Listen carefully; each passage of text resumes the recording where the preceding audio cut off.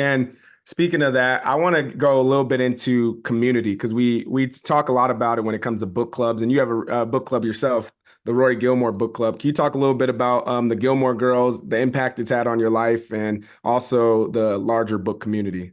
Sure. So this was the most surprising part of my blogging journey, but I'd say it's the most impactful. I think it still falls into that literary lifestyle component because it's blending books with TV. The way I got into it was during COVID. Um, my sister was really a Gilmore Girls super fan back in the early 2000s, and I only watched it either with her or because it was on in the house. I wasn't really going through every episode and I wasn't a super fan like she was. So I was familiar with it, but not to any degree of super fandom. And during COVID, a lot of people were talking about it and saying, we got back into the show. It's on Netflix and it makes you feel cozy and good. And at the same time, it was around fall when people really start watching it again and Oh talking yeah. about it again. And fall is also the time where you start thinking about what do I want to read next year. And I was thinking about how, in the early 2000s, I was in school and I was starting my career and I really wasn't reading that much for pleasure at that time. Yeah. But there were all these books that came out during that time that were really popular books that I never got to read. And I sort of like blended the two where I thought, oh, there's all these books mentioned on the show. Maybe I can do it that way. Maybe I could watch the show and read the books that were mentioned on the show. And I mentioned it very casually on Instagram, and I never got so many comments. And luckily for me, I listened to that. And that's one of those things like as a business owner, it's not always about what you want, it's about what readers want. So I'm glad I listened to readers connecting with that because it ended up being so impactful for me and for readers and for helping me connect with people who are just like me.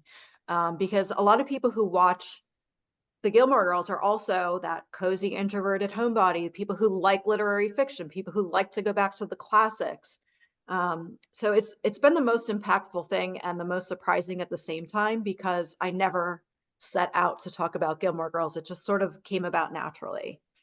Yeah, I say it a lot on this podcast, but like, what's most personal is most general. And I think Hmm. when you're talking about when you shared it out, you're just like, oh, I love this TV show, and then you send it out, and people are like, oh, this is, and also the fact that it has so many, like you said, so many books and references. It's almost like a Hmm. perfect timepiece for the book community. I think that is a lot of reason why you see a lot of gravitation to it as well. Yeah, it's been great. I hear from people all around the world. And I also hear from people who are studying English. I hear from people who are doing English as their second language and trying to learn English by watching the show and reading these books. I hear from generations of women who, people my age who say, now I'm watching it with my daughter and reading the books. So it's been impactful in so many ways and on so many levels, not just for me and my community.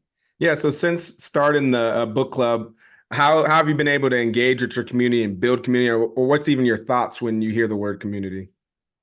Um, for me, community has been, I don't want to say easy because nothing's easy in business, but because people are so passionate about this show and what it's meant for them, it's easy to get people excited and motivated and engaged with it. It almost feels like anything you say or do, people just gravitate to it and love it. And that's not me, that's the show. I'm really just a facilitator. And I guess my part of it is keeping people motivated, keeping people going, giving them high fives and saying great job, or helping them. If people are saying, oh, I'm going to pick up Anna Karenina this month, and I know I've got to reply to them and say stick with it, here's some tips. So I'm really just a facilitator in that community regard. Yeah, has there been any like favorite moment or memory that's popped up from facilitating the book club? The best is for me, the things that I mentioned, like hearing from people from around the world. It never ceases to amaze me how far the show and books have reached and continue to reach. And how many people it impacts, and different types of people and different generations of people, and people learning in different ways, and people studying the classics this way. You know, the classics are important yet difficult to motivate people to read, and this is a good way to get people reading them and get people excited about reading them. Yeah, stories, change lives. They impact you in ways that are so unique. And you never know, even if you're, as you said, it could be a classic book that speaks to you, or it could be a romance book, or it can be a nonfiction. There's so many books that once you really start to get out there and you see them, that's why community is so important in the sense of there's people that are talking about these books that may change your life.